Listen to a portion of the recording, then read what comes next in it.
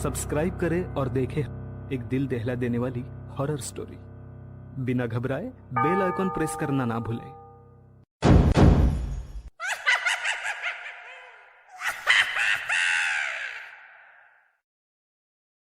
मुझे अपने फ्लैट से बाहर जाने का रास्ता अभी तक नहीं मिला था। पता नहीं उस दिन अंधेरे में दरवाजा कहाँ गायब हो गया था। जब लाइट्स खुली तो मैंने देखा कि नताशा और रेणुका वहां से गायब है।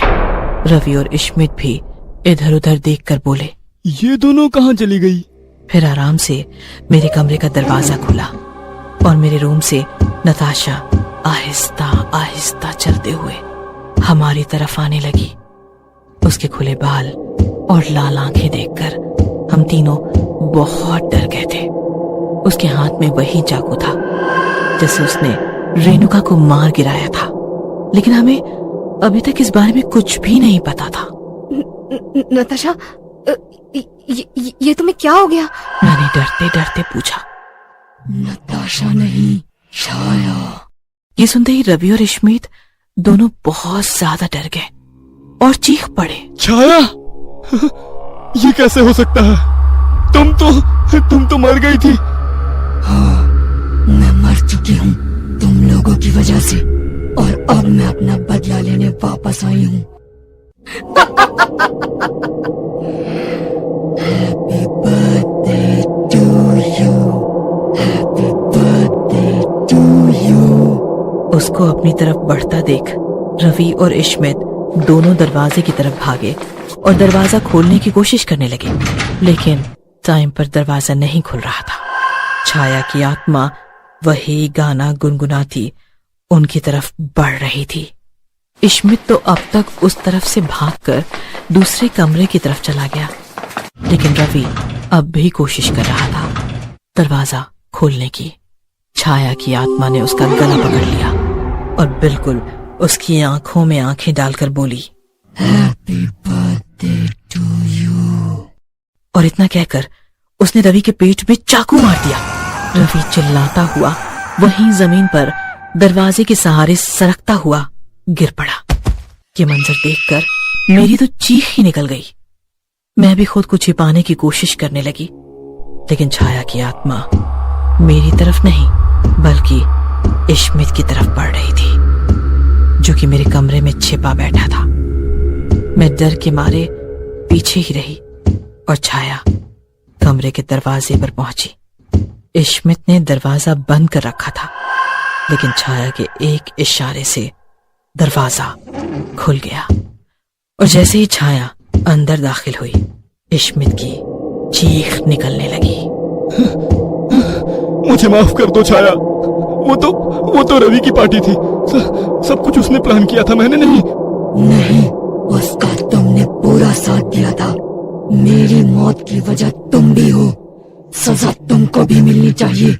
मैं वैसे तो बहुत बुरी तरह डरी हुई थी, लेकिन मैंने जब ये बात नोटिस की कि छाया ने मुझे कुछ नहीं कहा है और मेरे दोस्तों को ही मार रही है, तो मैंने उससे बात करने की हिम्मत जुटाई।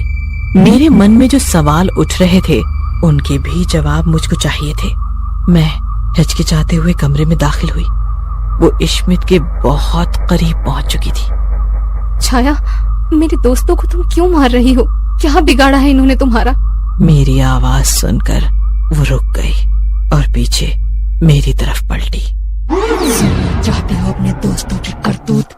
तो सुनो। ये बात 2 साल पहले की है। कॉलेज में मेरा पहला दिन था और मैं बहुत डरी हुई थी कि सीनियर्स मेरी रैगिंग करने के लिए तैयार होंगे, लेकिन ऐसा कुछ नहीं हुआ। एक लड़का मेरी रैगिंग करने के लिए मुझे टास्क देने वाला था, लेकिन उसी टाइम रवि वहां पर आया और उसको मुझे कोई भी टास्क देने से रोक दिया। मैं खुश हो गई कि यहाँ के सीनियर्स कितने अच्छे हैं। रवि ने मुझे रेणुका और इश्मित से मिलवाया और ये तीनों मेरे बेस्ट फ्रेंड बन गए। एक दिन रवि ने मुझे अपनी बर्थडे पार्टी में इनवाइट किया और कहा कि फैंसी ड्रेस पार्टी होने वाली है। मैं एक छोटे शहर की सीधी सादी लड़की, मुझे फैंसी ड्रेस के बारे में कुछ पता नहीं था। इन तीनों ने मुझे कहा कि तुम्हारी ड्रेस का इंतजाम हम कर देंगे, बस तुम पार्टी में आ जाना। फिर बर्थडे वाले दिन रेणुका मुझे रवि के रूम में ले गई और तैयार करने लगी। उस कमरे में आईना नहीं था और मुझे पता नहीं था कि मेरे ऊपर किस टाइप का मेकअप हो रहा है।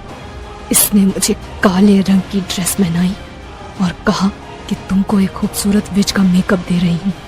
मैं पागल लड़की सोचने लगी, शायद फैंसी ड्रेस पार्टी में सब ऐसे ही कुछ न कुछ बनकर आते होंगे।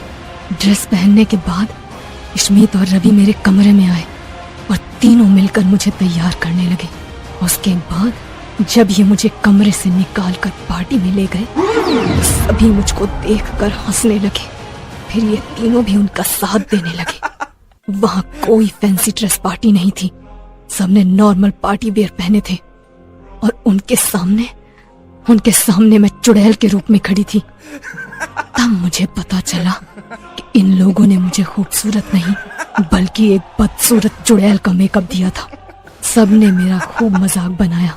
मैं वहां से जाना चाहती थी मगर इन लोगों ने मुझे जाने नहीं दिया और मेरा हर तरह से मजाक बनाकर मेरी खूब इंसल्ट की। काफी देर बाद जब मैं रोने लगी तो रवि और इश्मीत ने मुझे सॉरी बोला और वॉशरूम की तरफ मुझे ले गए। इन्होंने वॉशरूम के अंदर बंद करके दरवाजा बाहर से लॉक कर दिया। मेरा मेकअप उतारने के बाद मैं खूब देर तक चिल्लाती रही, दरवाजा खोलने के लिए कहने लगी मगर इन्होंने एक ना सुनी और बाहर खड़े हंसते रहे।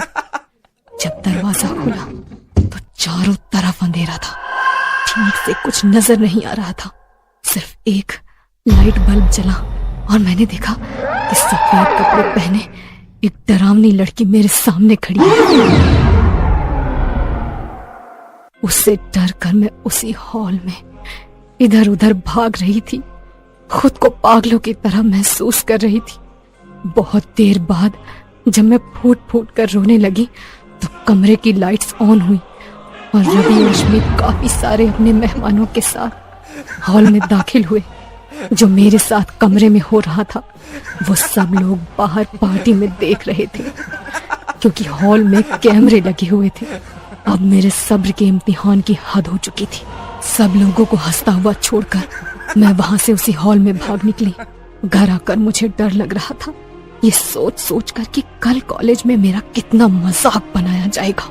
मेरा पढ़ लिख कर लॉयर बनने का सपना था, लेकिन अब मैं डिप्रेशन में इस तरह गुम गई थी कि कुछ भी समझ नहीं आ रहा था। उसी रात मैंने आत्महत्या कर ली।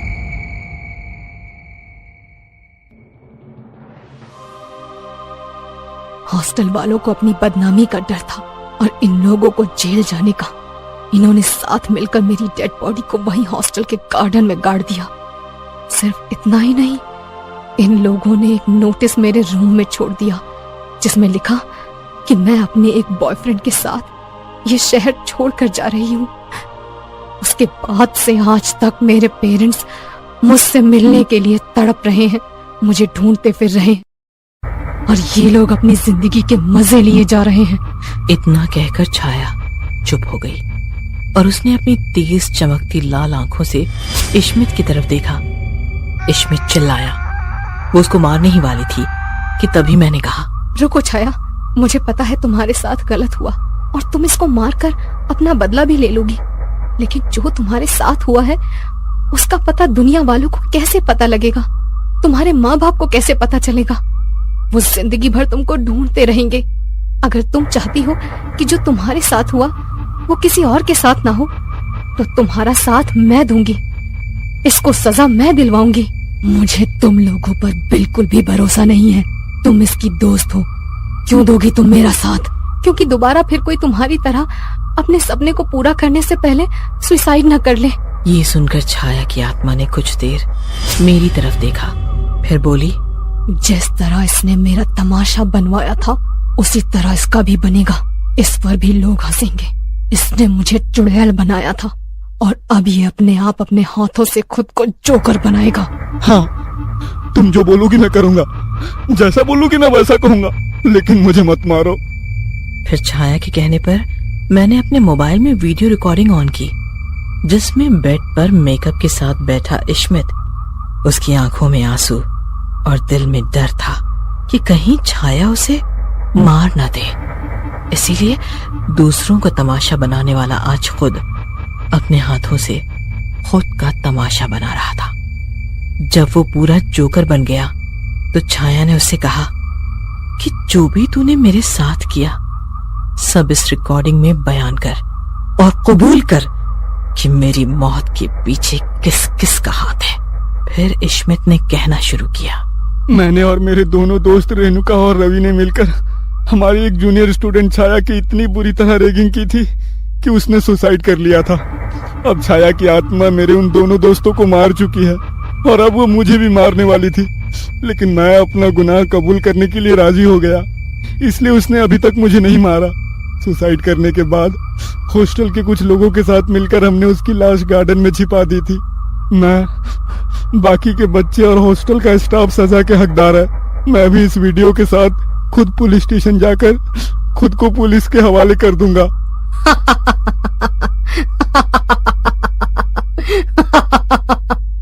मैंने देर ना करते हुए उस वीडियो को अपने व्हाट्सएप ग्रुप और फेसबुक पर शेयर कर दिया और छाया को दिखा दी। इससे पहले ही उसकी आत्मा वहां से गायब हो चुकी थी। इसके बाद मैंने इश्मित को पुलिस स्टेशन चलकर अपना गुनाह कबूल करने के लिए कहा, तो उसने फौरन ही हाँ कह दी, क्योंकि उसको डर था कि छाया की आत्मा इस बार उसे नहीं छोड़ेगी। अगले ही दिन छाया के सारे गुनाहगार पुलिस की हिरासत में थे। उनको कोर्ट में पेश किया गया और सबको सजा सुना दी गई। उसके पेरेंट्स को भी पुलिस के थ्रू सब कुछ पता चल चुका था। इश्मित लॉकअप में था। रात के करीब 12 बजे थे। अब उसको सजा तो हो गई थी और राहत भी थी कि अब उसको छाया की आत्मा से डरने की कोई जरूरत नहीं है। Happy birthday to you. Happy birthday to you. Happy birthday to you. Happy birthday to you.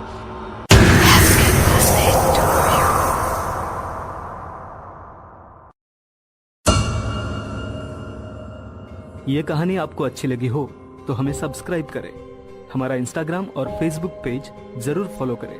अगर आपके पास ऐसी ही कोई कहानी हो तो हमें कमेंट बॉक्स में भेजें। हम कोशिश करेंगे कि अगली एनिमेटेड स्टोरी आपकी होगी।